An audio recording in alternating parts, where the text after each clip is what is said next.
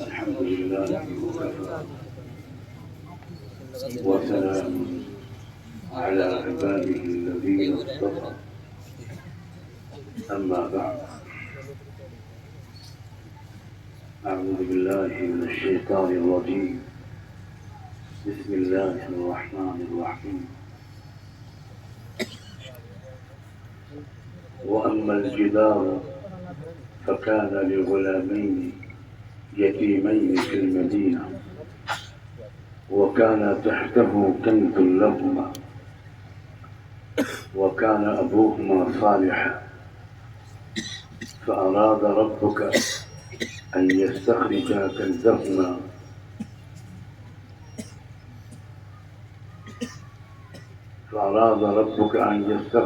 كنزهما رحمة من ربك وما فعلته عن أمري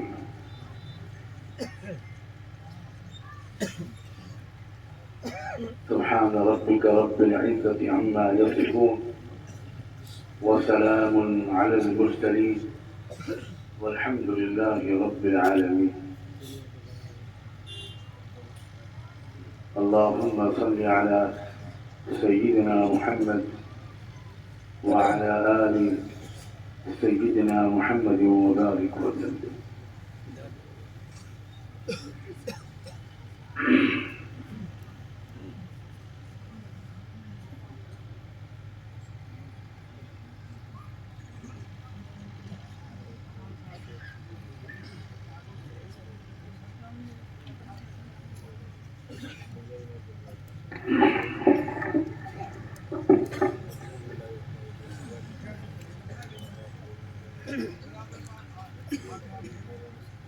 مجھے اس پر بہت شرمندگی ہے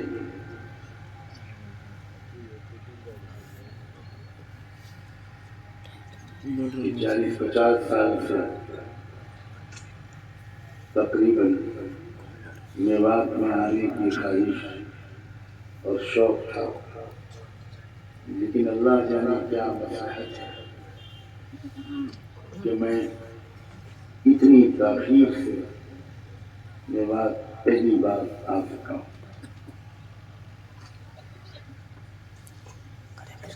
شاید میوات کے موجودہ نسل کے لوگوں کو خود اس کا اندازہ پوری طرح نہ ہو کہ میوات کا اور میوات والوں کا پوری امت پر کتنا بڑا احسان ہے۔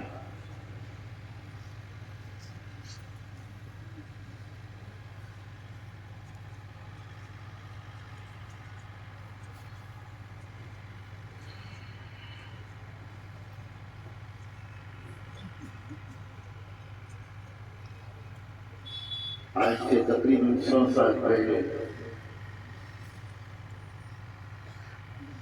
جب اللہ نے داعی بندے کو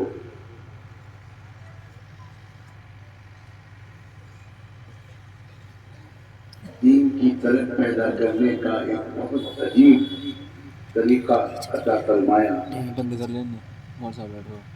دین کی محنت کا ایک بڑا آسان طریقہ عطا فرمایا، تو سب سے پہلے اس بندے کا جن لوگوں نے ساتھ دیا وہ آپ کے ہی باپ دادا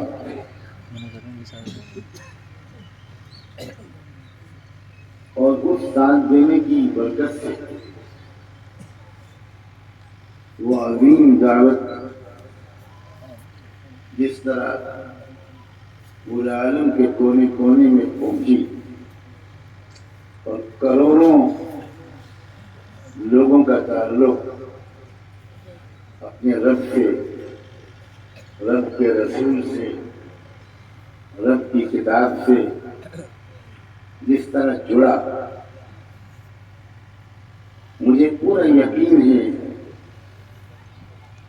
کہ اس سب کے اجر و ثواب میں سب سے بڑا حصہ آپ کے ہی باپ داداؤں کا، ان بزرگوں کا یقیناً ہوگا جنہوں نے شروع میں اس اللہ کے بندے کا اور اس کی دعوت کا ساتھ دیا تھا۔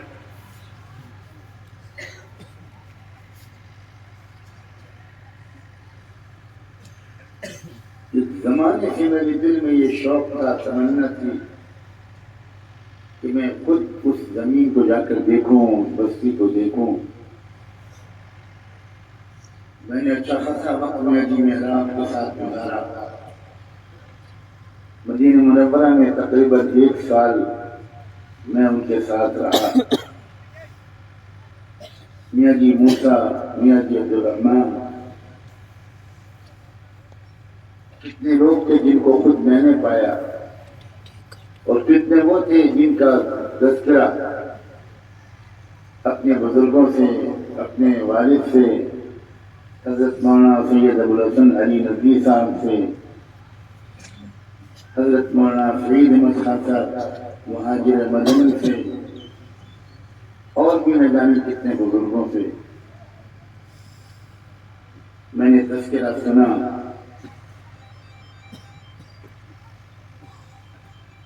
بہرحال میں اپنی اس کوتاہی پر بہت شرمندہ ہوں، اور اس لیے جب کچھ دن پہلے، کچھ مہینے پہلے ہمارے بڑے عزیز نوجوان عالم، اس مدرسے کے ذمہ دار مولانا مفتی انوار صاحب میرے پاس آئے اور انہوں نے یہاں حاضری کا تقاضا رکھا، تو میں نے اللہ کی نعمت سمجھ کر اس کو قبول کیا۔ درمیان میں سخت بیمار پڑا، ابھی پچھلے 2 مہینے پہلے۔ میں ڈر رہا تھا کہ کہیں ایسا نہ ہو کہ یا تو میں میوات کے سفر سے پہلے ہی آخرت کے سفر پر روانہ ہو جاؤں، اور یا ٹل جائے یہ سفر۔ بہرحال اللہ نے فضل فرمایا اور پہنچا دیا۔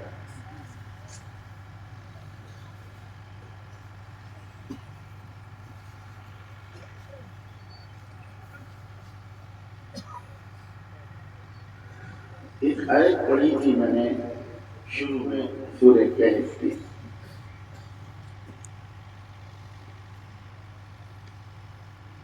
سورہ کہف میں آج جمعے کے دن گزرا ہے، بہت سے لوگوں نے جمعے کے دن سورہ کہف پڑھی ہوگی۔ سورہ کہف میں آنے والے زمانے میں کیا کیا ہوگا اس بارے میں رہنمائی دی گئی ہے، لیکن رہنمائی اس طرح دی گئی ہے کہ پچھلے زمانے میں جو بڑے بڑے کچھ واقعات ہوئے وہ بیان کیے گئے۔ سب واقعات پچھلے دور کے ہیں،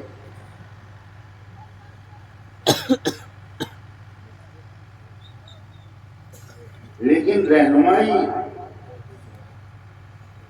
آج کے دور کی ہے، آنے والے زمانے کے بارے میں۔ اسی لیے کہا جاتا ہے کہ سورہ کہف کی تلاوت جو کرے گا دجال کے فتنے سے وہ محفوظ رہے۔ آج میں اس بات کی کچھ تشریح کرنا چاہتا ہوں آسان لفظوں میں۔ آپ دعا کیجیے کہ اللہ کرے کہ میں صحیح نیت کے ساتھ سادہ سے لفظوں میں اور کم وقت میں کچھ ضروری بات کہہ سکوں۔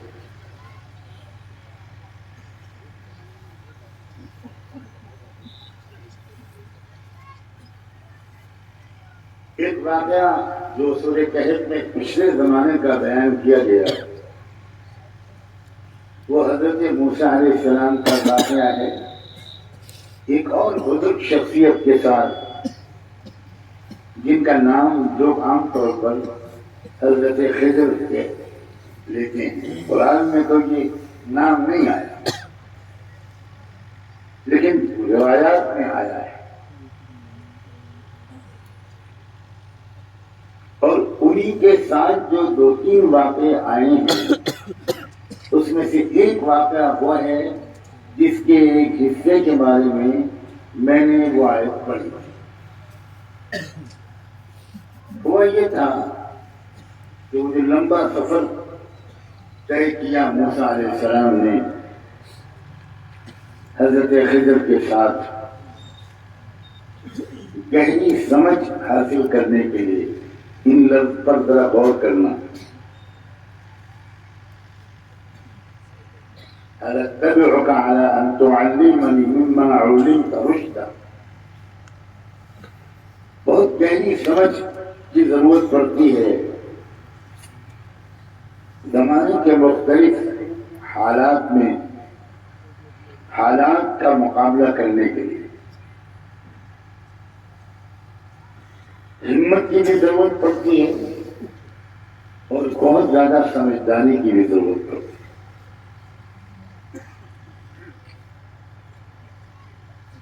وہ سمجھداری موسیٰ علیہ السلام حاصل کرنے کے لیے اللہ کے حکم سے ایک لمبا سفر طے کر کے ایک بزرگ کے پاس گئے، ایک اللہ کے بندے کے پاس گئے. حالانکہ موسیٰ علیہ السلام خود نبی اور رسول تھے.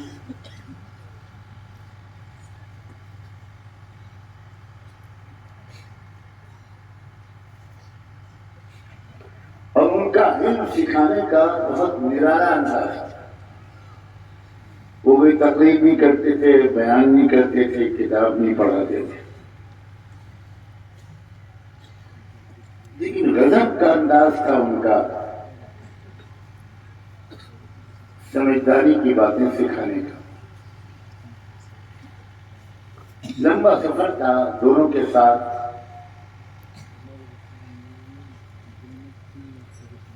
ایک مرحلہ سفر میں وہ آیا جب دونوں اپنے ساتھ سفر میں کھانے پینے کا جو سامان لے کر چلے تھے وہ ختم ہو گیا. تو جس علاقے میں وہ تھے اس وقت انہوں نے اس علاقے کے لوگوں سے کہا کہ ہم مسافر لوگ ہیں، ہمارے پاس کھانا ختم ہو گیا، ہمیں ایک وقت کا کھانا کھلا دیں. لیکن اللہ جانے وہ کس گوشت کے لوگ تھے.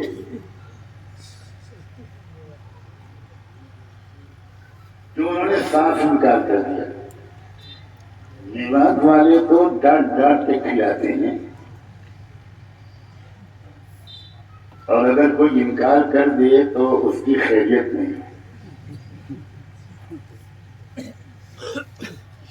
ایک قصہ یاد آ رہا ہے مگر سناؤں گا نہیں، اس لیے کہ مجھ کو بھی صحیح تعلیم واپس جانا ہے.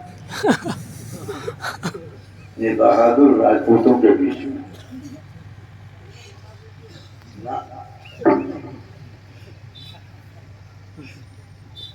اکیلے میں سن دوں گا، یہاں نہیں سنوں گا.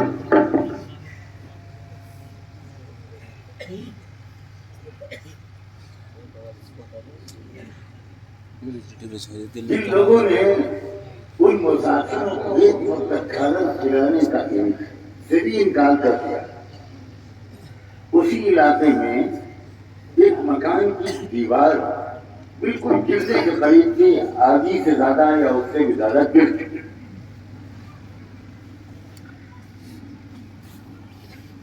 اب جو بزرگ تھے حضرت خضر وہ رکے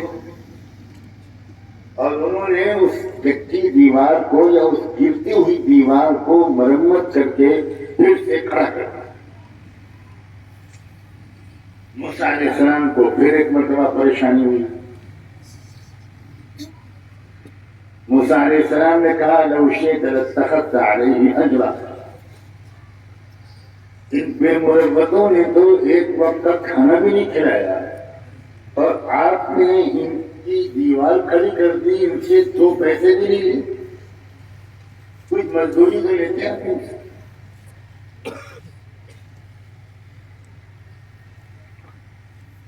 تو جو جواب دیا انہوں نے حضرت خضر نے، وہ جواب جو قرآن میں نقل کیا ہے وہ میں نے آیت کا وہ حصہ پڑھا تھا. وَأَمَّا الْجِدَارُ فَكَانَ لِغُلَامَيْنِ يَتِيمَيْنِ فِي الْمَدِينَةِ دیکھو جو دیوار میں نے مرمت کر کے کھڑی کر دی وہ اصل میں 2 یتیم بچوں کی دیوار تھی جن کا مرحوم باپ بہت نیک آدمی تھا. وَكَانَ أَبُوهُمَا صَالِحًا. اور وہ جو مرحوم باپ تھا ان یتیم بچوں کا اس نے اس دیوار کے نیچے کچھ خزانہ چھپایا تھا اس خیال سے کہ یہ بچے جب بڑے ہوں گے تو وہ خزانے کو دیوار کے نیچے سے نکال کر اپنے کام میں لائیں گے. اگر وہ دیوار گر جاتی تو خزانہ باہر آ جاتا. اور علاقے کے لوگ جیسے ہیں وہ تم نے دیکھ لیا کہ انہوں نے مسافروں کو ایک وقت کی روٹی نہیں کھلائی تو ظاہر ہے کہ وہ تو خزانے کو لوٹ لیتے. اور اللہ کی یہ سنت ہے کہ اپنے نیک بندوں کی اولادوں کی بھی اللہ حفاظت فرماتے ہیں. تو چونکہ ان کا باپ مرحوم بہت نیک تھا تو اس کی نیکی کی وجہ سے اس خزانے کی حفاظت کے لیے اللہ نے مجھے حکم دیا. حضرت خضر فرما رہے وما فعلت عن امری.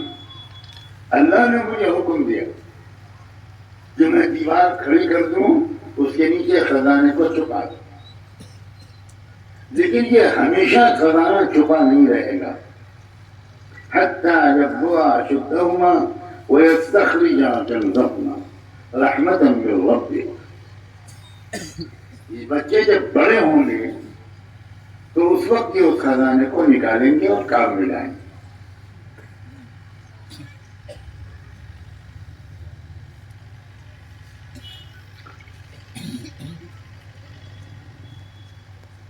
اس آیت کا اور اس واقعے کا خاص تعلق ہے دینی مدرسوں کے اس نظام سے. اس کو ذرا سمجھنے کی کوشش کی.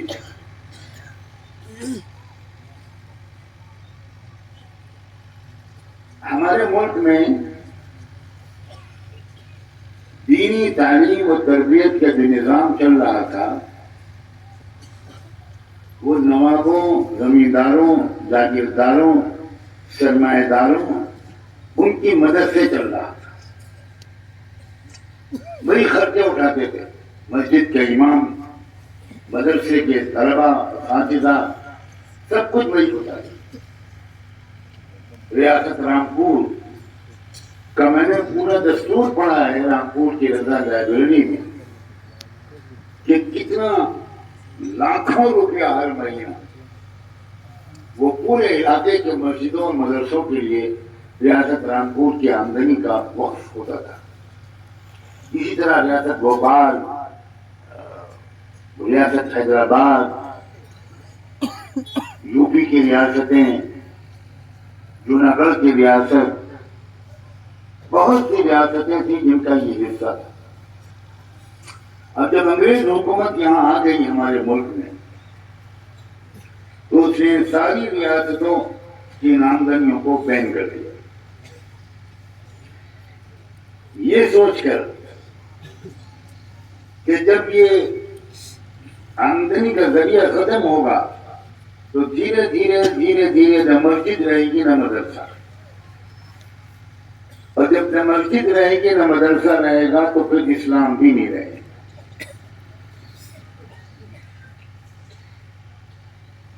یہ بیچارے ایمان سے اور عقل سے محروم لوگ یہی سمجھتے ہیں.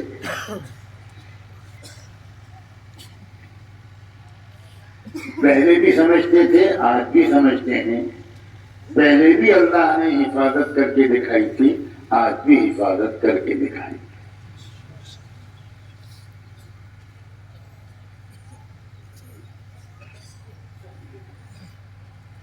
جب یہ وقت آیا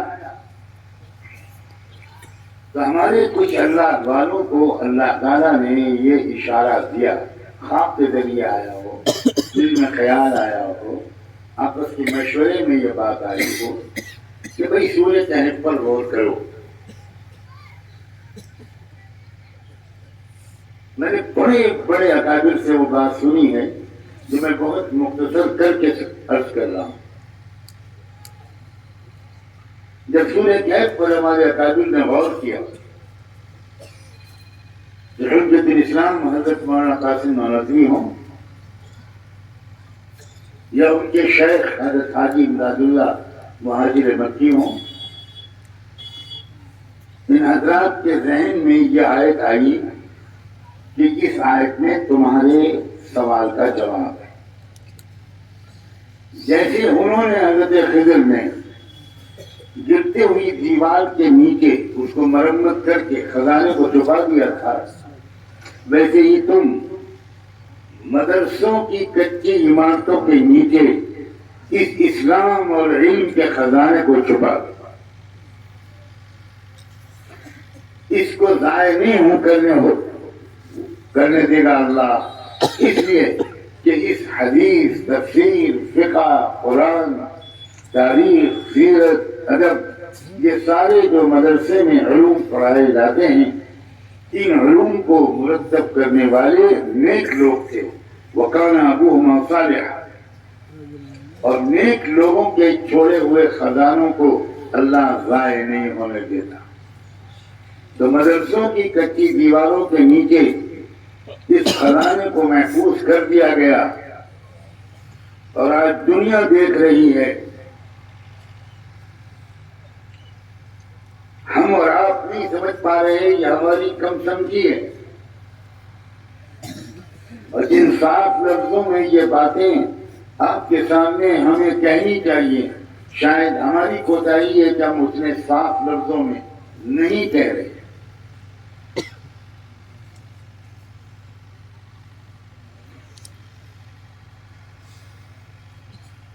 ہم صاف دیکھ رہے ہیں کہ اس ملک میں رہنے والے جتنے بھی لوگ تھے، جتنی قومیں، بہت طاقتور قومیں، بہت بڑی تعداد رکھنے والی قومیں، بہت بڑی ہسٹری اور تاریخ رکھنے والی قومیں، بیرونی ملکوں کی امداد پانے والی قومیں، ان سب نے اپنی پہچان چھوڑ دی. اور میں کھول کر کہتا ہوں، اس ملک میں سب سے پرانا، بہت پرانا جو یہ قوم ہے، بدھسٹ قوم، مہاتما گوتم بدھا کو ماننے والی یا ماننے کا دعویٰ کرنے والی،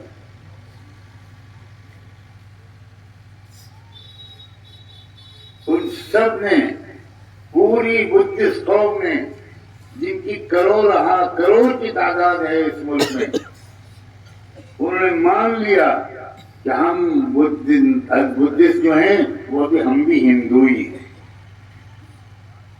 اپنی پہچان، اپنی شناخت، اپنی آئیڈینٹی چھوڑ دی.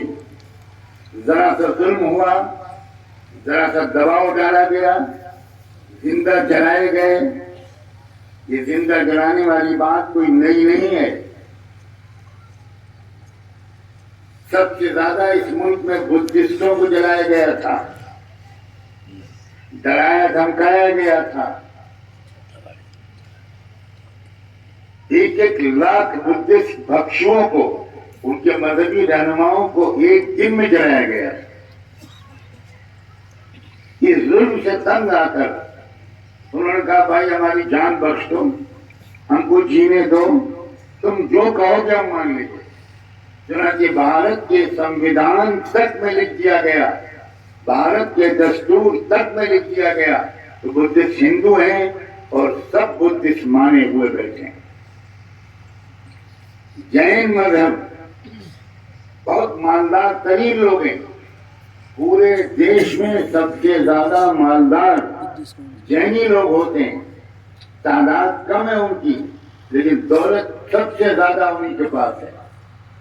انہوں نے بھی مان لیا کہ بابا ہم ہندو ہیں، ہماری جان بخش دو. سکھ جو انتہائی بہادر قوم ہے، جنگجو قوم ہے، ان سکھوں میں بھی دستور میں لکھ دیا گیا، بھارت کے دستور میں لکھ دیا گیا کہ سکھ ہندو ہیں. وہی مانگے. اب کیا بات ہے، اب سارا زور مسلمانوں پر ہے کہ تم بھی مان لو. اللہ سلامت رکھے ان مدرسوں کو. یہ مدرسوں کی کچی دیواروں کے نیچے یہ جو سرمایہ دبایا گیا ہے، یہ ان مدرسوں کی برکت ہے، یہ ان علماء کی برکت ہے. ایک ایک مکتب میں پڑھانے والے ہمارے معمولی حافظ ساتھی کی ضرورت کی بدولت ہے کہ کوئی ایک بھی ایمان والا مسلمان کوئی اور اپنا نام قبول کرنے کو تیار نہیں. مدرسے معمولی خدمت انجام نہیں دے رہے ہیں. جانے ہم ہی کم جانتے ہیں مدرسوں کے فائدے کو، شاید دشمن ہم سے زیادہ جانتا ہے. ہمیں اندازہ نہیں ہے کہ مدرسوں کی کیا اہمیت ہے. اور یہ تو اب حتیٰ یبلغ اشدہما کا وقت آنے دو. جب وہ لڑکے بچے جن کا خزانہ تھا، جب وہ بڑے ہوئے، قرآن کہتا ہے کہ حضرت خضر نے یہ سمجھایا موسیٰ علیہ السلام کو کہ میں نے یہ جو خزانہ چھپایا ہے، اس گرتی ہوئی دیوار کی مرمت کرنے کے ذریعے یہ ہمیشہ دیوار کے نیچے خزانہ چھپا نہیں رہے گا. ایک وقت آئے گا کہ یہ خزانہ باہر آئے گا اور یہ بچے اس کا فائدہ اٹھائیں گے. کسی کو یقین ہو یا نہ ہو، میں الگ اعلان کہتا ہوں، سرزمین ہریانہ میں بیٹھ کر کہتا ہوں کہ مجھے کامل یقین ہے کہ مدرسوں کے اندر یہ قرآن و سنت کے جو علوم آج چھپے ہوئے ہیں، یہ قیامت تک مدرسے کے اندر تک محدود نہیں رہیں. ہم نے دیکھا ہے پڑوس کے ممالک میں، ہم نے دیکھا ہے پڑوس کے ممالک میں انہی طلبہ نے، انہی لوگوں نے جنہوں نے مدرسے میں تعلیم حاصل کی اور وہ خزانہ مدرسے کے اندر رہ کر حاصل کیا، ان کو موقع ملا، تکلیفیں اٹھائیں، ہمتیں کیں، قربانیاں دیں، اور پھر اس کے بعد موقع ملا تو اب مدرسوں کے دائرے کے باہر پورے ملک میں، عدالت کے کمروں میں، پارلیمنٹ کے ہال میں، عالمساز اداروں میں، تعلیمی اداروں میں، ہر جگہ وہ اللہ کے اس پیارے دین کو پر عمل کرنے کی کوشش کر رہے ہیں، جس میں جو صرف مسلمانوں کی ترقی کے لیے نہیں آیا. یہ بہت بڑی غلط فہمی ہے. اللہ کا وہ دین جس کا نام اسلام ہے، جو مدرسوں میں پڑھایا جاتا ہے، وہ ساری انسانی برادری کی خوشحالی کے لیے آیا ہے، سب کی ترقی کے لیے آیا ہے. کاش کہ ہم اپنے قول اور عمل سے یہ سمجھا سکیں کہ ہم جانتے ہیں کہ اس ملک میں اس وقت تک چین نہیں آ پائے گا جب تک حقیقی اسلام نہ آئے. میرے کہنے کا کوئی یہ مطلب نہ سمجھے کہ میں یہ چاہتا ہوں کہ مسلمانوں کی حکومت آ جائے اس ملک میں، ہرگز نہیں. ایک لمحے کے لیے بھی ہماری یہ تمنا نہیں ہے کہ مسلمانوں کے ہاتھ میں حکومت آ جائے، ہرگز نہیں. ہم صرف یہ چاہتے ہیں کہ پورے ملک میں ہر انسان کے ساتھ انصاف ہو، ہر ایک کو عزت ملے، ہر ایک کو احترام ملے. ورنہ بگڑے ہوئے مسلمانوں کی حکومت یہ تو بدترین چیز ہے. ہم پڑوس کے ملک میں دیکھ رہے ہیں کس قدر بدنامی ہو رہی ہے اسلام کی. ہم بگڑے ہوئے مسلمانوں کی حکومت ہرگز نہیں چاہتے. ہمارا حکومت سے کوئی لینا دینا ہی نہیں. ہماری فکر مندی کی وجہ کاش کے لوگ سمجھ سکیں. ہماری دلی خواہش ہے کہ یہ ملک ترقی کی بلندیوں تک پہنچے، پوری دنیا میں اس کی اچھی شہرت ہو، یہاں امن ہو، یہاں انصاف ہو، یا غریبوں کو احترام ملے، یا مزدوروں اور کسانوں کو عزت ملے، جہاں عورتوں کو عزت ملے،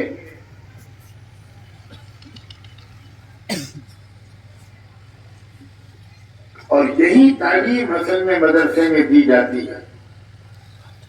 اب مدرسے کے ذمہ داروں، مدرسے کے علماء، ان سے تو میں کل کوئی بات یاد کروں گا جو مجھے ان سے کہنی ہے۔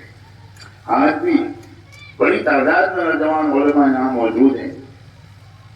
ہمیں اپنی ترتیب یہ بنانی ہوگی کہ مدرسے کی مشغولیت کے ساتھ ہمارا تھوڑا سا وقت اپنے عوام کے ساتھ گزرے، عوام سے نوجوان علماء کا رابطہ ہمارے بزرگ علماء کی طرح ہو، مسجدوں میں درس قرآن کے حلقے ہوں، مسجدوں میں درس حدیث ہو، اور صرف مسلمانوں سے نہیں، اس ملک کے شہریوں کا، ہمارے پڑوسیوں کا ہم پر حق ہے،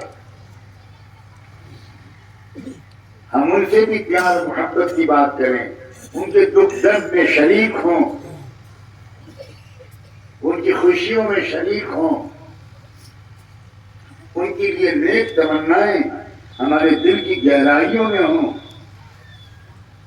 ہماری کوئی مخالفت کسی سے نہیں ہے، ہماری مخالفت جھوٹ سے، فریب سے، دھوکے سے، ظلم سے، ناانصافی سے۔ انصاف آئے کسی کے ذریعے آئے، امن آئے کسی کے ذریعے آئے، غریبوں کو راحت ملے کسی کے ذریعے ملے۔ مدرسوں کا یہ پیغام عام ہونا چاہیے۔ ہمارے بچوں کو تربیت ملنی چاہیے، صرف تعلیم نہیں۔ یقیناً دوسرے اداروں کے مقابلے میں مل رہی ہے، لیکن جتنی مل رہی ہے موجودہ حالات کا تقاضا ہے کہ ہم اس تربیت میں کچھ اور اضافہ کریں، ان کے دلوں میں کچھ جذبات آئیں، ملک کی خدمت، ملک کی سیوا کے جذبات، انسانی برادری کی خدمت کے جذبات، صفائی ستھرائی کا سلیقہ۔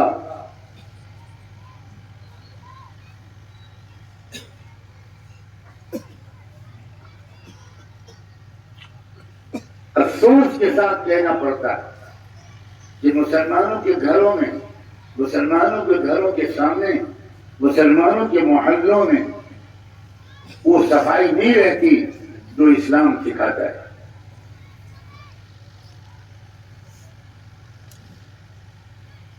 سرکاریں تو مسلم علاقوں کو ڈیولپ نہیں کرتی، یہ بات بھی سچی ہے، اور ہم مسلمان بھی بہت سے معاملے میں قصوروار ہیں، یہ بات بھی سچی ہے۔ اسلام صرف کرتا پجامہ ٹوپی داڑھی کا نام نہیں ہے۔ مجھ سے کتنے بزرگ علماء نے آج بھی کہا، کل بھی کہا، اس میوات کی تاریخ سنائی، حالات سنائے، آپ کی خوبیاں مجھے بتائیں،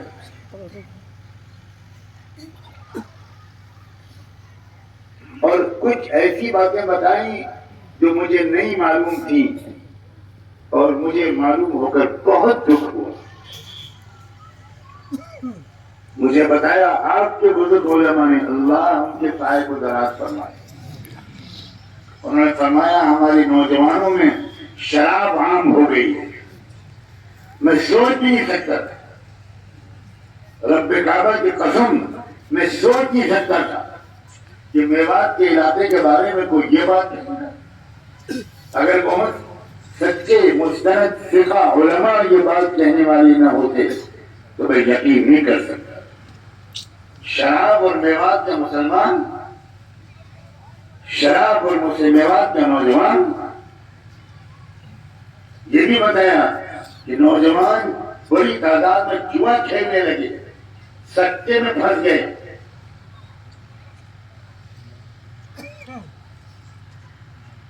میں اپنے دل کے غم کا اظہار نہیں کر سکتا۔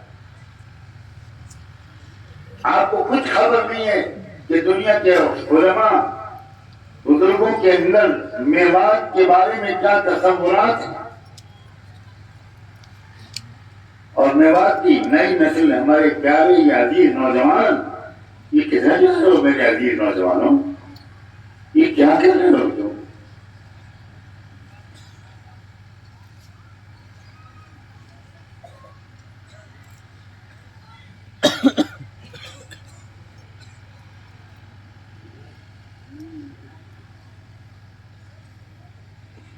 یہ کیا رواج ہے یہاں کہ بہت سے لوگ خود نہیں کماتے، ان کی گھر کی عورتیں کماتی ہیں؟ یہ کس قدر منحوس رواج ہے۔ میں اگر اتنے سچے لوگ بیان کرنے والے نہ ہوتے تو میں یقین نہیں کر سکتا، میں نہیں مان سکتا تھا کہ میوات کے مرد، کچھ مرد، سب نہیں، اتنے بے غیرت ہو گئے، اتنے بے شرم ہو گئے، جب صبح سے دوپہر تک کسی کی دکان پر بیٹھ کر فضول باتیں کرتے رہتے ہیں۔ ان کی گھر کی عورت بھینس پالتی ہے، بھینسوں کو چارہ کھلاتی ہے، کھیت میں کام کرتی ہے، بھینسوں کا دودھ بیچتی ہے، وہی گھر بھی چلاتی ہے، وہی کاروبار بھی کرتی ہے۔ سچی بات یہ چلو بھر پانی میں ڈوب مرنے کی بات۔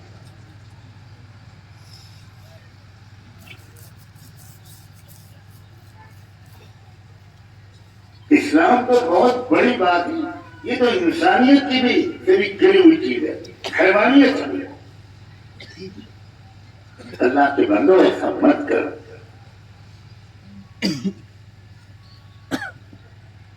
اپنے گھر کی عورتوں پر اتنا بوجھ ڈالنا یہ کہاں کی شرافت ہے؟ تم جن کا کلمہ پڑھتے ہو سیدنا محمد رسول اللہ، جانتے ہو ان کا اپنے گھر والوں کے ساتھ کیا برتاؤ؟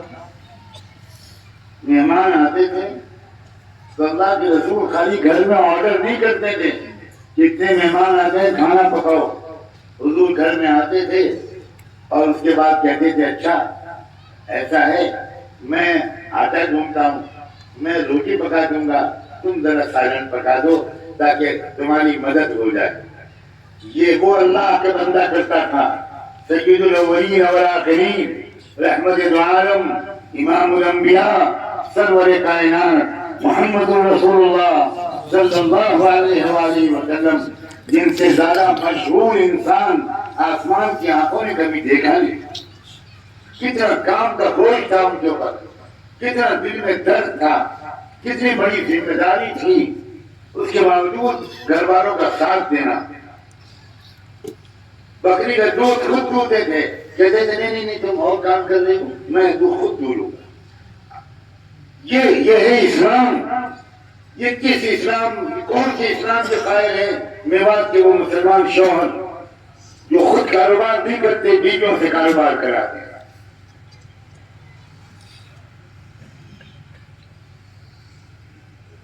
میں ایسی عورتوں کی شرافت کو تو سلام کرتا ہوں جو دوہرا اور تیرا بوجھ اپنے کندھوں پر لیے ہوئے ہیں، لیکن میں ایسے مردوں کے بارے میں سخت سے سخت لفظ بولنے سے اپنی زبان کو روک رہا ہوں، جن کا اسلام سے کوئی تعلق نہیں ہے۔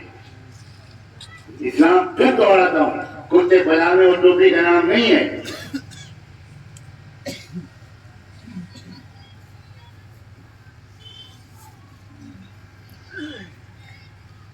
یہ بھی شاید ایک غلطی ہوئی ہے، ہمارے بزرگوں نے ہاتھ بتائے جہاں ابھی تھوڑی دیر پہلے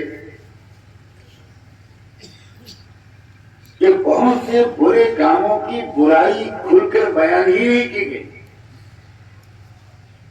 کہا انہوں نے کعبۃ المعروف پر تو محنت ہوئی لیکن نہیں عن المنکر کی جانب توجہ نہیں ہوئی۔ کیا مطلب؟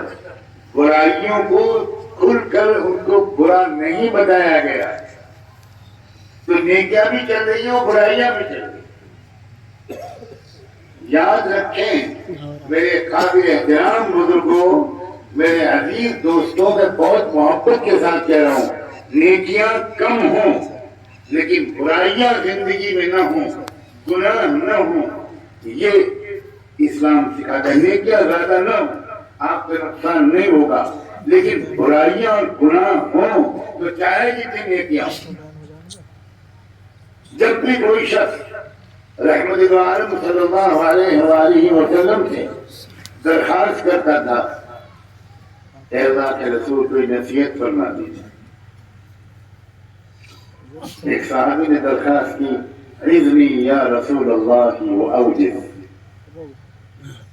اے اللہ کے رسول کوئی نصیحت مجھے فرما دیجیے مگر لمبی چوڑی بات نہ ہو، مختصر سی بات۔ آپ نے فرمایا اتق اللہ حیثما کنت،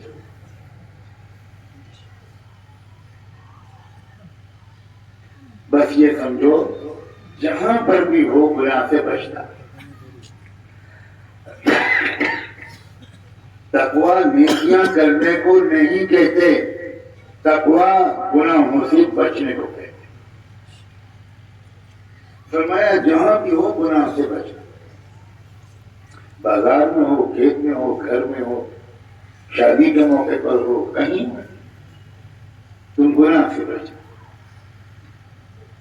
وَأَتْبِعِ السَّيِّئَةَ الْحَسَنَةَ تَمْحُهَا، اگر تم سے کبھی کوئی غلطی ہو جائے تو معافی تو تم مانگو گی ہی، اس کے علاوہ کوئی نیک کام اس ارادے سے کر دینا کہ اللہ تعالیٰ اس نیکی کو قبول کر کے وہ گناہ تمہارے اعمال نامے سے مٹا دے اور تمہارے دل سے اس کا دھبا بھی مٹا دے۔ اور تیسری بات فرمائی وَخَالِقِ النَّاسَ بِخُلُقٍ حَسَنٍ، اور تمام انسانوں کے ساتھ اچھے اخلاق سے پیش ہوں۔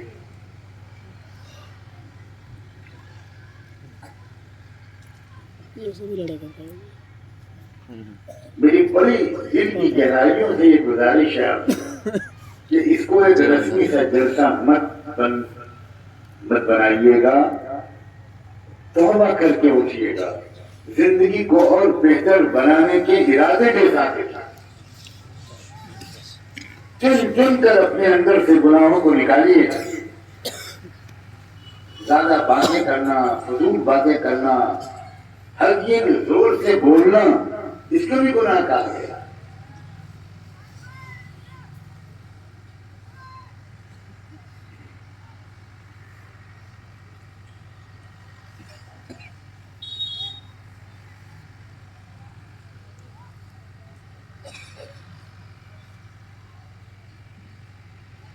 اگر یہ کمی رہ گئی ہے، اللہ کرے نہ رہی، اگر یہ کمی رہ گئی ہے کہ برائیوں کے سلسلے میں روک ٹوک نہیں کی گئی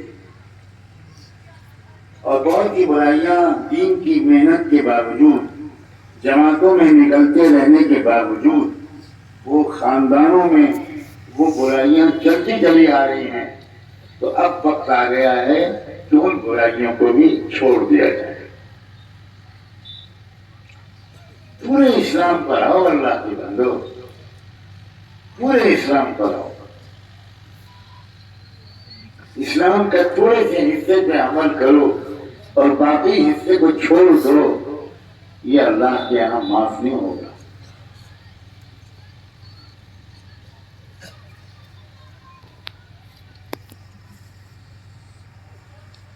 ایک بات تو مجھے آج آپ سے یہ کہنی ہے، میں بات کو زیادہ پھیلاؤں گا نہیں، ایک ہی بات یاد رکھیے گا، زندگی سے برائیوں کو نکالیے۔ چند برائیوں کی طرف میں نے اشارے کیے، جوئے کا تذکرہ میں نے کیا، سٹے کا تذکرہ میں نے کیا، شراب کا تذکرہ میں نے کیا، خود کاروبار کرنے کے بجائے عورتوں کی کمائی پر زندگی گزارنا، یہ تو واقعی بہت ہی کمینے پن کی بات۔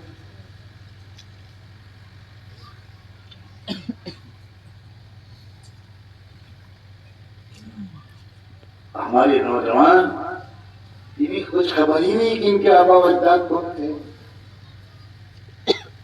انہیں نہیں معلوم کہ کیا قربانیاں دی ہیں آپ کا آبا و اجداد۔ پوری عالم کے اندر یہ دین کی محنت پھیلی، آپ کے آباء و اجداد کی قربانیاں.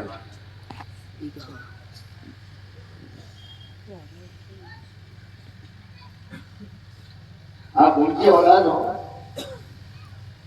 کسی اور کا نہیں.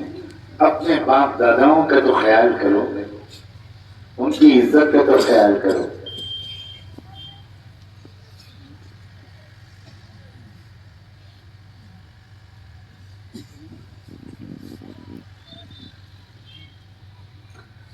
اللہ اکبر.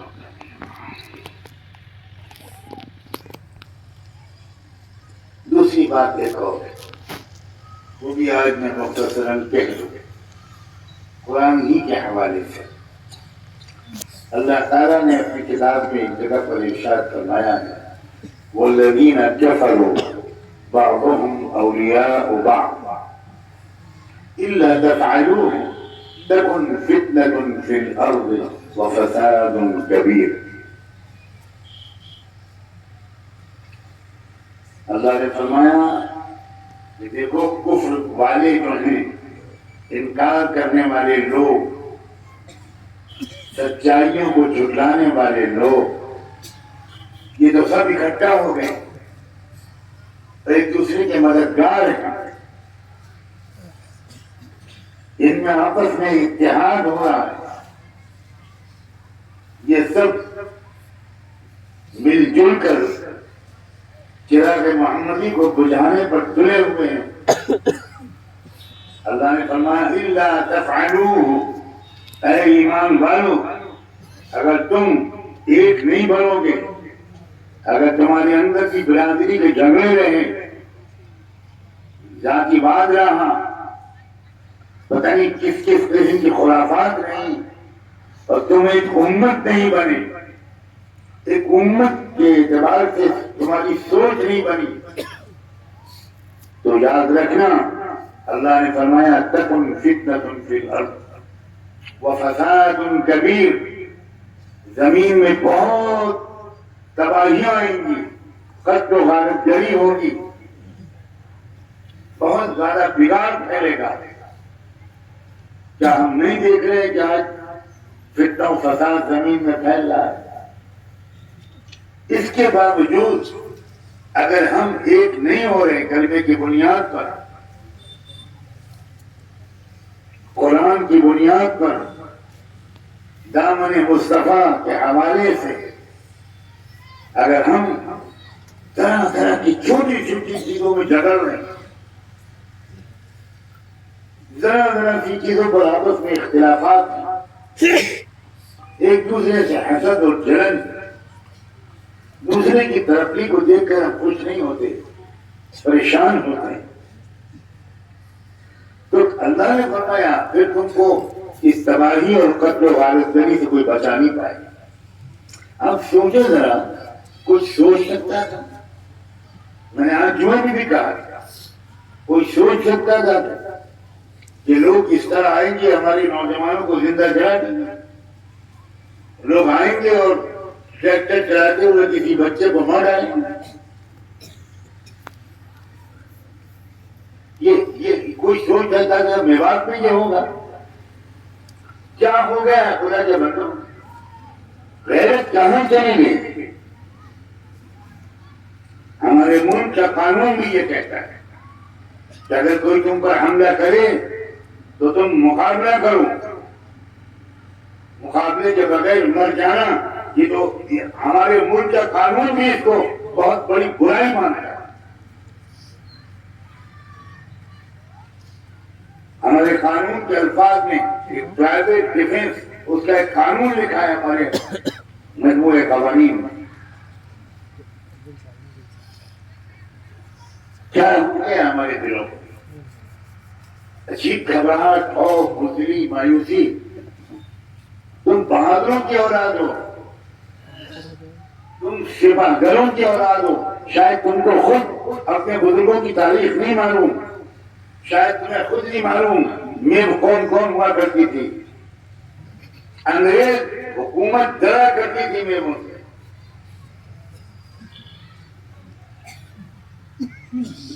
میں 13-14 سال کی عمر میں نے میوات کی تاریخیں پڑھی، انگریزی زبان میں جو کتابیں لکھی گئی، انگریزوں نے جو کتابیں لکھی، 3 جلدوں میں کتابیں، اسے پوری میوات کے نسب، کہاں سے آئے یہ لوگ، ان کے کیا کلچر ہیں، کیا عادتیں ہیں، اس قوم کی بزدلی کا یہ حال، اس قوم کے اندر ایسا سناٹا، آپس میں ایسی پھوٹ۔ ڈرنا چاہیے مجھے اور آپ کو اس بات سے کہ یہ اللہ کے عذاب کے سوا اور کچھ نہیں ہے، یہ اللہ کی ناراضگی کے اشارے ہیں، اور ابھی سے بھی اشارے آ رہے ہیں۔ اگر ان اشاروں پر بھی ہم نہیں جانے، اپنے معاملات ٹھیک نہ کیے، بندی نہ کی، اپنے ماں باپ کی عزت نہ کی، اپنے پڑوسیوں کا احترام نہ کیا، اپنے گھر کی عورتوں کو آرام نہ پہنچایا، ان کو ان کی عزت بڑا مقام وہ نہ دیا جو قرآن نے دیا ہے، تو بہت برے دن آنے والے ہیں۔ انتظار کرو اس دن سے، ڈرو اس دن سے۔ میں تم کو سچی بات، انی لکم منہ نذیر مبین، ڈرو اس دن سے جس دن کے لاشوں کو گن نہیں پاؤ گے۔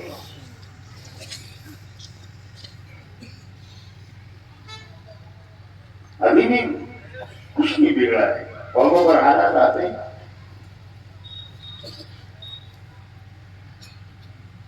آج ہمارے لوگ اپنے ذاتی مفاد کے لیے ان پارٹیوں میں پناہ لے رہے ہیں، ان پارٹیوں میں جا رہے ہیں جو پوری دنیا میں ظلم کے لیے سب سے زیادہ بدنام پارٹیاں ہیں۔ کوئی سوچ نہیں سکتا تھا۔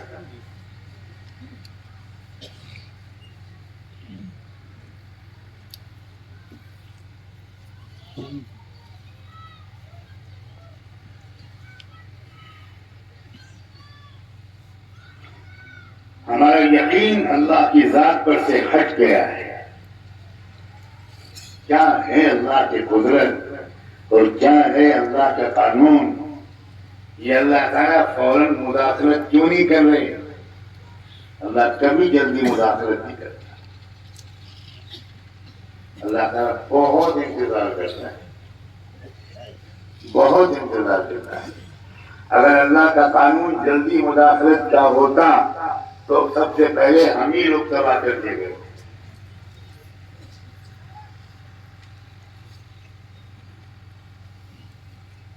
اللہ کے واسطے زندگی کو بدلو۔ آپ میں بہت خوبیاں ہیں، ان کو اور پختہ کرو، اور جو 2-4 کمزوریاں ہیں ان کو اپنے اندر سے نکالو۔ ان مدرسوں کی قدر کرو، ان مدرسوں کو مضبوط بناؤ، اپنے بچوں کو ان مدرسوں میں تعلیم کے لیے بھیجو، ان مدرسوں کو بے سہارا مت چھوڑو، ان مدرسوں کی ضروریات کا خیال کرو۔ یہ انتظار بھی نہ کرو کہ مدرسے کا سفیر ہمارے پاس آئے۔ رحمۃ اللہ علیہ فرمایا کرتے تھے، میرے والد ماجد نے ملفوظات میں یہ ملفوظ نقل فرمایا ہے، انہوں نے وہ فرمایا کرتے تھے کہ میری تو تمنا یہ ہے کہ دین کی محنت اس قدر بڑھے کہ ہر علاقے کے لوگ وہ مدرسوں میں آ کر خود کہیں کہ سال بھر آپ ہمارے مسجدوں کو پڑھائیں، اور رمضان کا مہینہ جب آئے تو ذکر کا، عبادت کا، تلاوت کا، تراویح کا مہینہ، اعتکاف کا مہینہ، اس مہینے میں آپ نکل جائیں بمبئی، کلکتہ، مدراس، مدرسے کا چندہ جمع کرنے کے لیے۔ یہ ہرگز نہیں ہوگا۔ ہمیں بتائیے کہ پورے سال کے آپ کے اخراجات کیا ہیں، ہم جمع کریں گے، یہ کام آپ کا نہیں ہے۔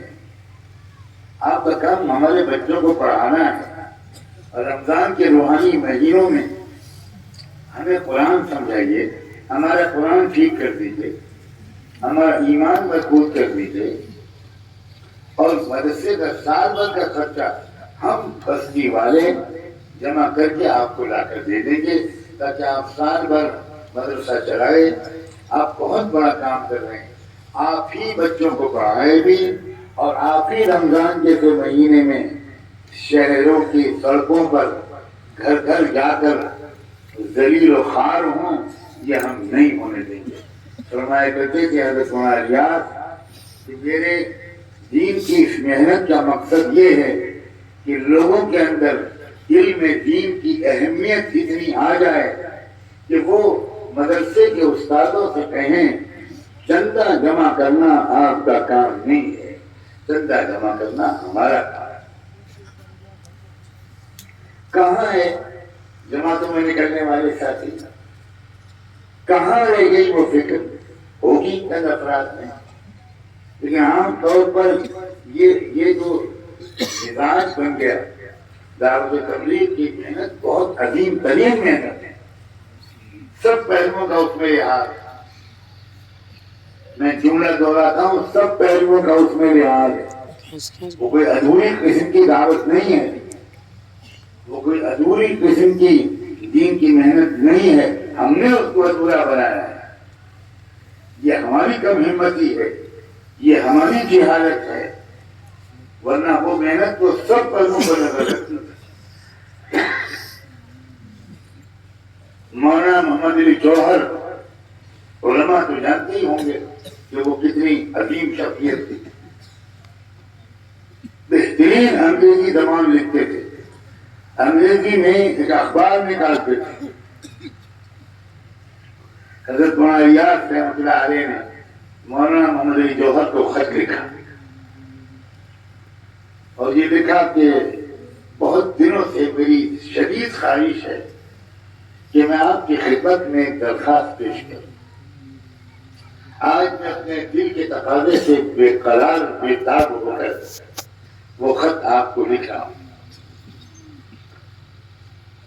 وہ یہ ہے کہ آپ انگریزوں کی حکومت سے لڑ کر ملک کو آزاد کرانے کی محنت میں لگے ہوئے ہیں.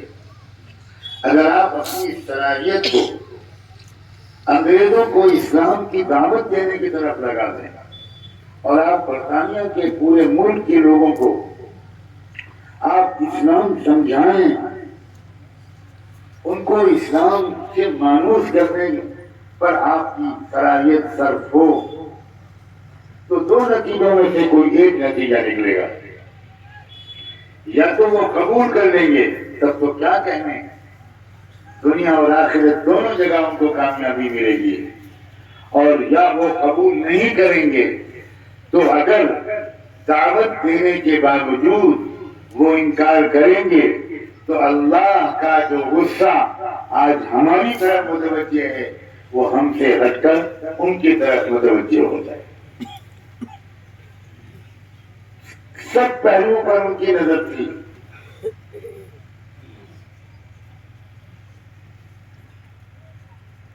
مظاہرون کے دو طالبہ حضرت مولانا سعید احمد خان صاحب جو بعد میں بنے، حضرت مولانا عبید اللہ بلیاوی، یہ 8-10 طلبہ سہارنپور سے دلی گھومنے کے لیے آئے.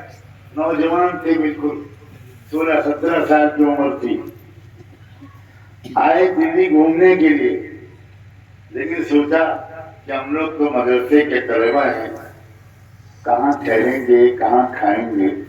تو یہ طے ہوا کہ مسجد نظام الدین زندہ باد، وہیں رہیں گے، وہیں کھائیں گے اور دلی گھومیں گے. تو آئے پوری جمع. اب حضرت مولانا ریاض نے جب دیکھا کہ 8-10-12 طلبہ آئے ہیں سہارنپور سے، اس زمانے میں 8-10 لوگوں کی جماعت کا آنا ایسا تھا جیسے رحمتیں برس پڑی، مہینوں کوئی جماعت نہیں آتی تھی. حضرت مولانا ریاض خوش ہو گئے، عید ہو گئی ان کی. ایک نوجوان بچے بچے لایا، پیار کیا، بات کیا، میری آنکھیں ٹھنڈی کر دی تم نے، ماشاء اللہ. وہ سمجھے وہ جماعت میں ہے.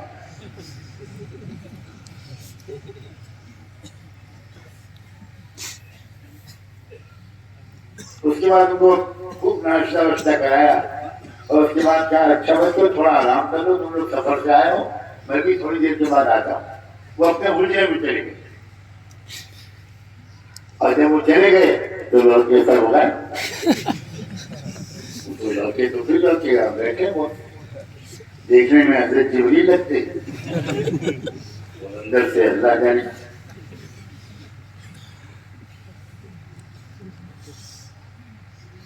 اب جو مولانا الیاس رحمۃ اللہ علیہ باہر تشریف لائے، کہاں تو میرے بچے کہاں ہیں، طلبا کہاں ہیں؟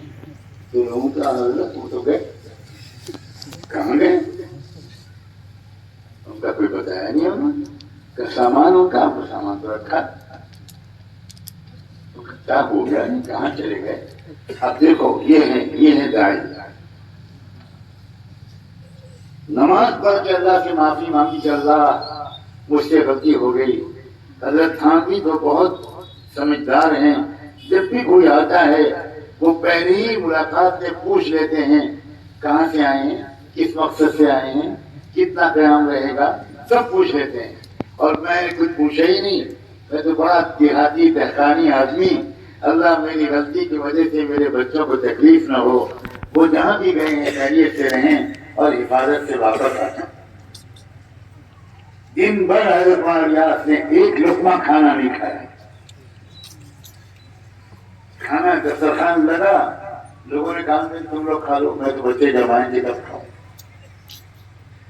11 ساڑھے 11 بجے رات کو یہ طلبا آئے واپس، یہ سوچ کر کہ اب تو حضرت سو گئے ہوں گے، ماشاء اللہ لڑکوں کی عقل۔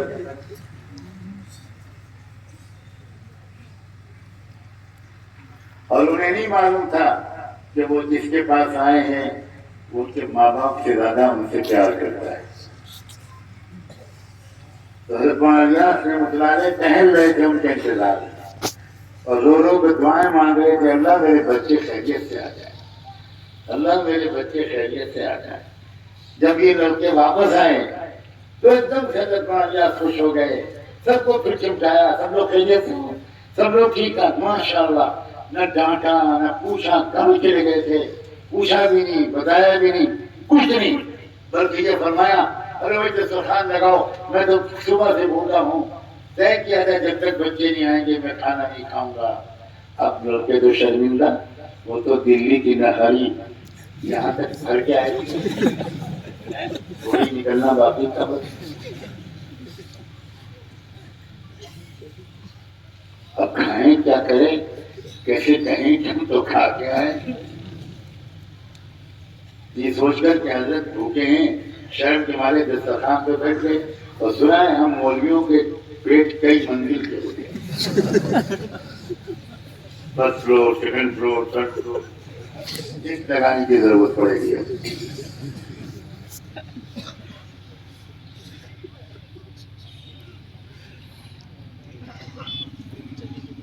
وہ جو ایک لقمے کھاتے رہے، پھر شرمن آئی ان میں سے ایک کو، انہوں نے کہا حضرت ہم ہاتھ جوڑ کے معافی مانگتے ہیں، ہمیں معاف کر دیں، ہم جماعت میں نہیں آئے، ہم دلی گھومنے کے لیے آئے، اور ہم آپ کے یہاں آئے، سامان رکھا، ناشتہ کیا، چلے گئے، یہ سوچ کر کہ ہم اور کہاں ٹھہریں گے، ہم طالب علم لوگ ہیں۔ اب سنو، یہ ہے دعوت، یہ ہے اسلام۔ کہنے کے بچوں تم اکیلے دلی کیا گھومو گے، میں تم کو دلی گھماؤں، کل میں تم کو دلی لے کر چلوں گا، میں دلی گھماؤں گا، تم کیا گھوم کر آئے، تم کو کیا معلوم۔ اب لڑکی حیران کی آدمی نہیں فرشتہ ہے، نہ شکایت ہے، نہ ناراضگی ہے، نہ غصہ ہے، بلکہ الٹا یہ ہے اچھا آپ آرام کرو، تھک گئے ہو گئے، کل میں تم کو خود لے کے چلوں۔ اور اگلے دن حضرت مولانا الیاس نے چم کر کے سب کو بٹھا کر اس پر دلی گھمانے لے گئے۔ یہ ہے تبلیغ، وہ ڈنڈے مار تبلیغ جو آج کل چل رہی ہے نا، اللہ رحم فرمائے۔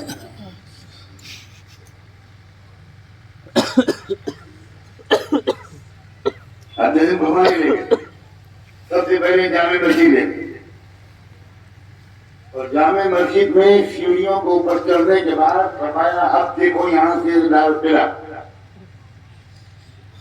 اور کل دیکھو اس زمانے میں بادشاہوں کے اندر اتنا خوف خدا اور ادب ہوتا تھا کہ شاہ جہاں نے جب مسجد بنوائی تو کہا اتنی اونچی بنانا مسجد کہ میں اپنے قلعے میں تخت طاؤس پر جب میں بیٹھوں تو میرے تاج کی جو کلگی ہو وہ مسجد کی نچلی سیڑھی کے برابر ہو، اوپر نہ ہو۔ اب یہاں سے حضرت مولانا الیاس نے وہاں بھی نہیں دلی اور تربیت بھی کر رہے ہیں۔ اس کے بعد پوری جامع مسجد دکھائی، یہ کون سا ہے، دیکھو کیا لکھا ہے، کون سا شعر لکھا ہے، دیکھو یہ فارسی کا شعر ہے، یہ عربی میں آیت لکھی ہے، یہ حدیث لکھی ہے، یہ شعر یہ کیوں لکھا گیا ہے، یہاں سب بتایا۔ اس کونے میں حضرت شاہ اسماعیل شہید درس دیا کرتے تھے، یہاں حضرت مولانا عبدالحی درس دیا کرتے تھے، یہاں حضرت شاہ عبدالعزیز بیٹھا کرتے تھے، یہاں بیٹھ کے فتوے لکھے جاتے۔ اب یہ تو عجیب طرح کا دلی گھومنا، بہت تفصیل سے جامع مسجد دکھائی، اس کے بعد نماز ادا کی اور یہ فرمایا کہ بھائی مسجد تو اللہ کا گھر ہے، گھوم پھر کر نہیں جانا چاہیے، آؤ تھوڑا مسجد کا یہ حق بھی ادا کریں۔ تو سیڑھی پر جامع مسجد کے زینے پر اور اس کے نیچے جو پان بیڑی سگریٹ بیچنے والے لوگ یا جو بھیک مانگنے والے لوگ کچھ بیچارے بیٹھے تھے، ان کے پاس گئے، سلام کیا، مصافحہ کیا اور ان سے کہا، نام پوچھا اور کہا آئیے تھوڑی دیر ہمارے ساتھ مسجد میں بیٹھ جائیے اور انشاءاللہ جو آپ کی کمائی ہوتی اتنی دیر میں وہ ہم آپ کو ادا کر دیں گے۔ وہ مسجد میں لے کر آئے، وہاں مذاکرہ ہوا، کلمہ پڑھا گیا، سنایا گیا اور اس کے بعد ان سے کہا کہ ماشاءاللہ بڑی خوشی ہوئی، آپ لوگ مسجد کے پاس کمائی کرتے ہیں، جمعرات کے دن بمبے والی مسجد ہے چھوٹی سی بستی حضرت نظام الدین میں، آپ آ جائے کرو میرے پاس، میں وہیں رہتا ہوں، وہیں رہو میرے ساتھ، اگلی صبح کو چلے آنا، آنے جانے کا کرایہ اور وہ بھی تھوڑا کچھ ہدیہ میں دے دیا، آ جاؤں۔ اب یہ طلبہ دیکھ رہے ہیں کہ یہ عجیب انسان ہے، یہ گھمانے آیا ہے، گھومنے آیا ہے، یہ عبادت بھی کر رہا ہے، دعوت بھی دے رہا ہے، اکرام بھی کر رہا ہے، ہم سب کو تاریخ بھی بتا رہا ہے۔ اس کے بعد کہا اب چلو لال قلعہ چلتے ہیں۔ اب یہ بات سنانا چاہتا ہوں، لال قلعے کے دروازے پر خود رک گئے اور کہا بچوں تم اندر چلے جاؤ، میں نے تو قسم کھا رکھی ہے کہ جب تک یہ واپس نہیں ملے گا میں اس کے اندر قدم نہیں رکھوں گا۔ اسی لیے میں نے کہا تھا کہ تبلیغ کی محنت میں کوئی ادھورا پن نہیں ہے، ہر پہلو پر زور ہے، ہر پہلو کی تعلیم ہے، سینکڑوں چیزیں میں سنا سکتا ہوں۔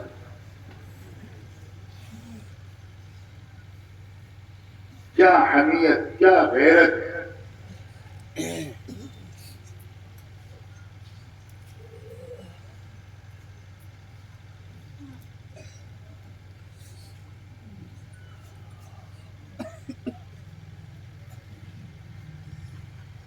اور اسی محنت نے، اسی مزاج کی وجہ سے امت کے اندر ایک امت بنا پیدا کر دیا۔ نہ کوئی ہندی رہا، نہ افغانی رہا، نہ عربی رہا، نہ عجمی رہا، نہ میواتی رہا، نہ راجستھانی رہا، سب ایک کلمے کی بنیاد پر ایک امت بن گئی۔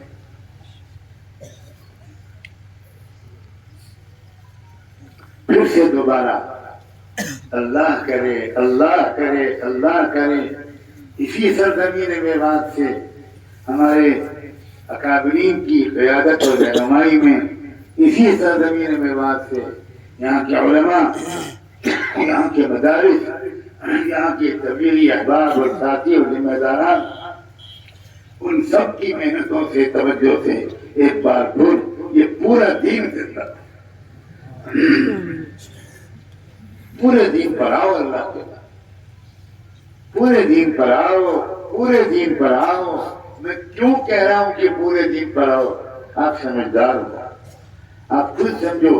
اس کا مطلب یہ ہے کہ شاید ہم میں سے کچھ لوگ پورے دین پر نہیں چل پا رہے، کچھ کمی ہے.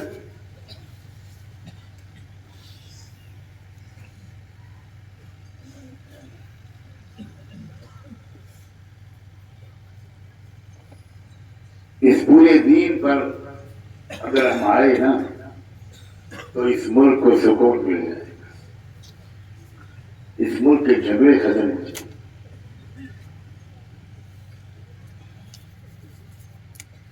نفرتوں کا جواب محبت سے دینے کا رواج ہو جائے. برداشت کرنا، غلطیاں معاف کرنا، اس کا رواج آپ. کوئی سڑک پر گڈھا کرنا تو دور کی بات ہے، سڑک پر تھوکے کرتے ہیں. ہم دین کو نہیں سمجھ پا رہے. ہم نے واللہ دین کو نہیں سمجھا. وہ تھوڑا سا حصہ،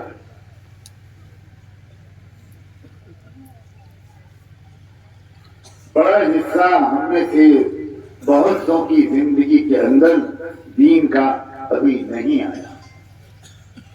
ہماری توجہ ادھر چلی جائے. یہ مدرسوں کا نظام اور اللہ کے راستے میں نکلنا اور تھوڑے وقت کے لیے کسی اللہ والے کے پاس سفر حضر میں رہ کر، قریب رہ کر، دیکھ کر سیکھنا. اسلام دیکھ کر سیکھنے کی چیز ہے، سن کر اور پڑھ کر نہیں. سن کر اور پڑھ کر سیکھنے کا شوق آ سکتا ہے، لیکن سیکھنا جو آئے گا دین کا وہ دیکھ کر آئے گا. جب ہم دیکھیں گے کہ یہ اللہ کا بندہ مہمانوں کا استقبال کیسے کرتا ہے، مہمانوں کو رخصت کیسے کرتا ہے، پڑوسیوں کے ساتھ کیسا سلوک کرتا ہے، مخالفت کرنے والوں کے ساتھ کیسا اچھا سلوک کرتا ہے، حسد کرنے والوں کے ساتھ کیسا اچھا برتاؤ کرتا ہے، کہاں زیادہ خرچ کرتا ہے، کہاں کم خرچ کرتا ہے. آج ہم میں سے اکثر لوگ جہاں کم خرچ کرنا چاہیے وہاں زیادہ خرچ کر رہے ہیں، جہاں زیادہ خرچ کرنا چاہیے وہاں کم خرچ کر رہے ہیں.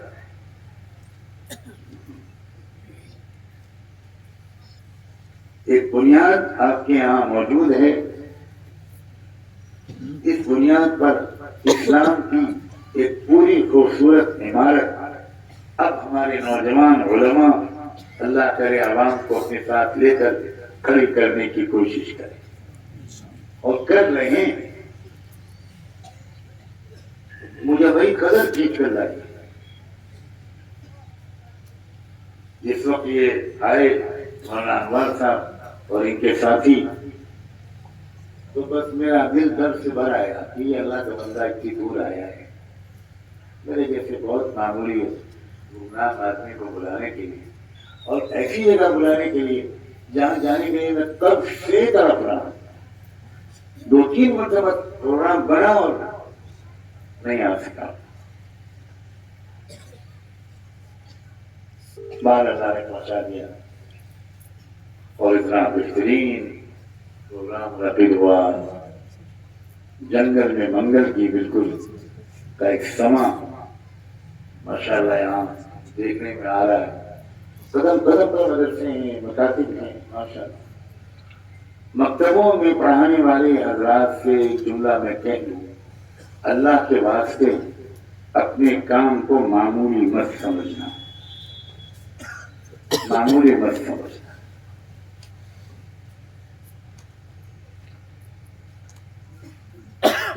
یہی مکتب اور مدرسے ہیں نا، میں نے جیسے شروع میں کہا تھا، جن کی محنتوں کے ذریعے سے ہم سے لوگ اسلام کی نسبت کو چھین نہیں سکے اور اب خوشامد کر رہے ہیں، عجیب عجیب باتیں کر رہے ہیں، نقطہ نکال کے لاتے ہیں. بھائی ہندی تو آپ اپنے کو کہتے ہی ہیں نا، ہندی ہے ہم، وطن ہے ہندوستان ہمارا، تو ہندی کو یا کو واو سے بدل نہیں ہے. کیا بات ہے؟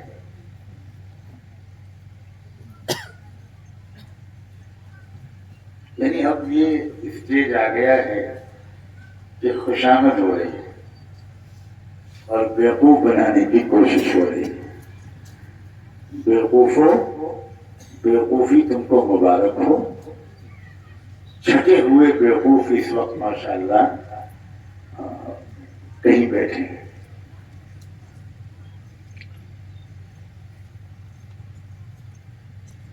اللہ تعالیٰ عقل دے دے. ہماری نیک تمنائیں سب کے ساتھ ہیں.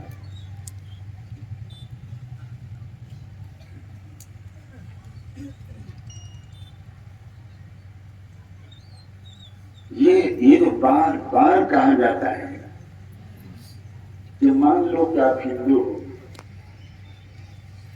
یہ اس بات کا اعتراف ہے کہ ان مکتب کے ملاؤں کی محنتوں سے، اس تبلیغ کی محنت کی برکت سے، ان بالکل چھوٹی چھوٹی تنخواہوں پر کام کرنے والوں کی جدوجہد سے اللہ کا شکر ہے تم اس قوم کو ہضم نہیں کر سکے اور بہت سی قوموں کو تم نے ہضم کر لیا. تم نہیں کر پاؤ گے انشاءاللہ، ہرگز نہیں کر پاؤ گے. ہماری دشمنی تم سے بھی نہیں، ہرگز نہیں. ہم تمہارے خیر خواہ. تم میں بڑے باصلاحیت لوگ موجود ہیں. اگر وہ باصلاحیت لوگ انصاف کے ساتھ، برابری کے ساتھ اس ملک کو چلانے کا ارادہ کریں، ہم سے زیادہ خوش شاید کوئی اور نہ ہو. ہم سے بڑھ کر تائید کرنے والا بھی شاید کوئی اور نہ ہو.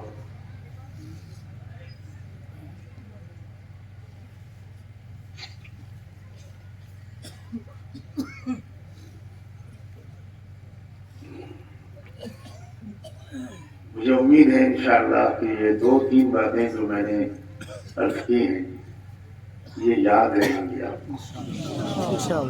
وقتی طور پر بیان سن کر چلے جانا اس کا تو بہت رواج ہے.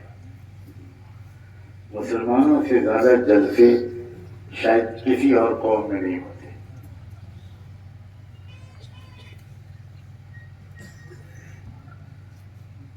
ایک مقصد ہے، اس مقصد کے تحت یہ چھوٹے سے مدرسے نے اتنا بڑا قدم اٹھایا. اللہ یہاں کے نوجوان علماء کو دیکھ کر بے حد خوشی، اللہ کو گواہ بنا کے کہتا ہوں بے حد خوشی. میں اپنی بہت پر امید انسان ہوں. ان نوجوان علماء سے مل کر امید بڑھ گئی، بھروسہ بڑھ گیا.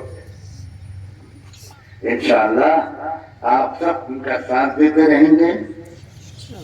دینی مدرسے ترقی کریں، ہمارے بچے اچھی تعلیم حاصل کریں. اگر وہ کالجوں میں بھی پڑھیں تو بہت اچھی تعلیم معیار کے ساتھ بہترین نمبر حاصل کریں. بہت اچھی تعلیم کے ماہر بنے، اچھے عہدوں پر جائیں. قوم کو عزت ملے گی، انصاف ملے گا. ڈاکٹر بنے، انجینئر بنے، وکیل بنے، لائر بنے، جج بنے، صحافی بنے. سب کے ساتھ ہماری نیک تمنا ہے. اچھے اچھے خاندانوں کے بچوں کو بھی مدرسوں میں داخل کیجیے. ذہین بچے مدرسوں میں آئیں. یقین مانیے جس بیک گراؤنڈ کے اور صلاحیت کے بچے مدرسوں کو ملتے ہیں، مدرسوں کا بہت بڑا کارنامہ ہے کہ ان بچوں کو کیا سے کیا بنا دیتے ہیں. انگلش میڈیم اسکول میں جائیے بچے کے داخلے کے لیے تو وہ ماں باپ سے پوچھتے ہیں آپ انگریزی بول سکتے ہیں؟ ماں باپ سے انگلش بولتے ہیں. ان کے گھر میں پہلے سے انگریزی بولی جا رہی ہے اور بچے کو انہوں نے بہت قابل بنا دیا. ہمارا بچہ، ہمیں مدرسوں میں کون سے بچے ملتے شاید نہ کہنا مناسب. ان بچوں میں کیسے کیسے عظیم علماء تیار ہو گئے. ابھی جن بچوں نے دستار بنوائی جن بچوں نے شروع میں کچھ کہا، کیا پتا کہ آگے بڑھ کر کون بنے، کیا بڑھ کر کون مدرسے کے شیخ الحدیث بنے، کس جگہ کے رہبر بنے، کتنے لوگ ان سے فائدہ ہو۔ ایک ایک مدرسہ اسلام کی صداقت کی نشانی ہے، اور ہماری توجہ، ہماری امداد، ہماری دعائیں، ہماری محبتیں ان مدرسوں کے ساتھ، ان مدرسوں کی خدمت کرنے والوں کے ساتھ، ان مدرسوں میں پڑھنے والوں کے ساتھ، ان مدرسوں میں پڑھانے والوں کے ساتھ روزانہ ہمارے دل کی محبت بڑھنی چاہیے۔ دل و جان سے دعا ہے کہ اللہ تبارک و تعالی آج کی اس نشست کو قبول خاص عطا فرمائے، اس مدرسے کو دن دونی رات چوگنی ترقی نصیب فرمائے، علاقے کے اور ملک کے اور عالم کے تمام مدارس، تمام مکاتب، تمام اچھے تعلیمی ادارے جہاں بچوں کو شرافت کی تعلیم دی جاتی ہے، اچھے اخلاق سکھائے جاتے ہیں، وہ مدرسے مضبوط ہوں، اور مدرسوں سے ایسے شہری نکلے جو ہمارے پورے ملک میں، صرف مسلمانوں میں نہیں، پورے ملک کے لیے نیک نامی کا سبب بنے، پورے ملک کی ترقی کا سبب بنے، پوری ملک کی خوشحالی کا سبب بنے، پورا دیش آگے بڑھے، سارے لوگ چین سکون اور محبت کے ساتھ رہے۔ وآخر دعوانا ان الحمد للہ رب العالمین۔